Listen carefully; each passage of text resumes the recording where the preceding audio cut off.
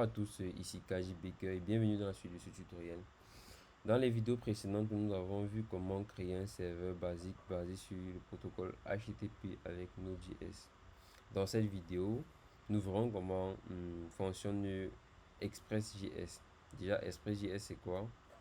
Nous allons nous rendre sur la documentation officielle de Express.js. Voilà. Comme vous voyez, Express.js est un framework pour Node.js qui permet de créer des applications web rapidement et facilement. Il est conçu pour être flexible, léger et facile à utiliser.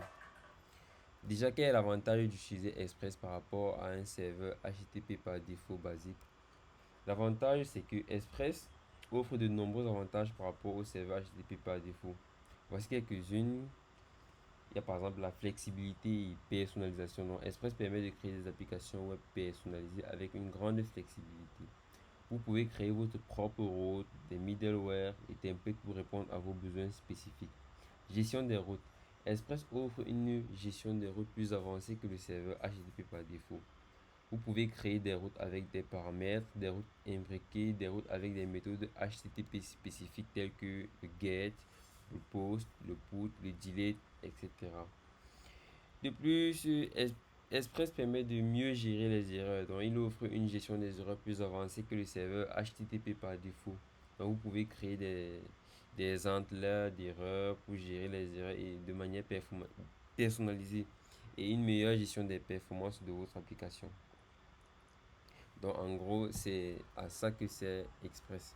Donc, sur la documentation, n'hésitez pas à parcourir la documentation pour mieux comprendre comment fonctionne le serveur. Sans plus tarder, nous allons implémenter un serveur Express. Donc, je vais supprimer ceci aussi. Voilà.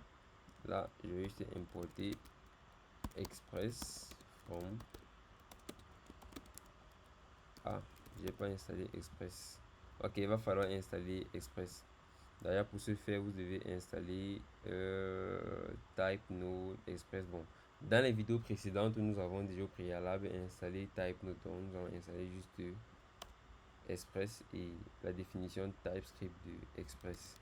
Donc, je copie ceci, je viens dans mon terminal, je colle et j'installe.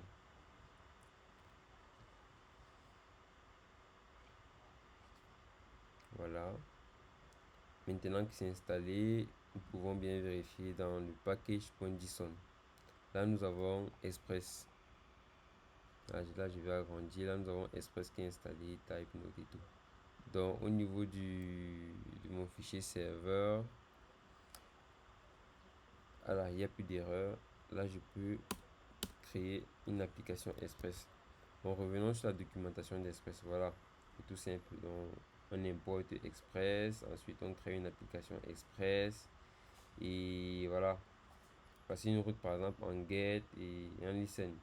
Donc c'est pratiquement comme un serveur basique HTTP. Sauf que lui, avec lui, on a plus de possibilités. Donc ce que nous allons faire, c'est que nous allons créer d'abord une application Express. Ok, je reviens là. Je commence app. Je vais typer express.application. Voilà. Là, j'ai une route là définie. Récupère la même route. On a app.get. On a une requête, un paramètre requête, la même callback requête, réponse et la réponse. Donc je vais typer requête. C'est une application de type express.request.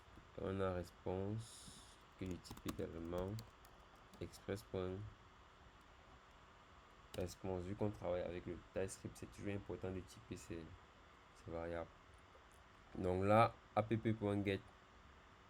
Donc, get à la racine de notre serveur, on va faire un response.send de hello world. Donc, ceci, je vais le laisser là en haut. Et si je fais un app.listen, voilà, je peux préciser le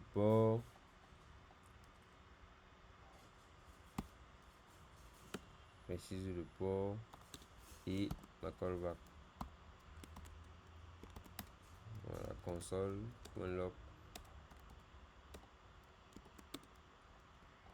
express server start. Un exemple. J'enregistre. Voilà. Et avec notre demande, ça va automatiquement redémarrer mon serveur. Voilà, Express Server Start. Donc, je peux venir là et sur Postman, je teste par exemple ça. Voilà, Hello World. Donc, j'ai mon Hello World. Donc là, on vient de créer un serveur Express.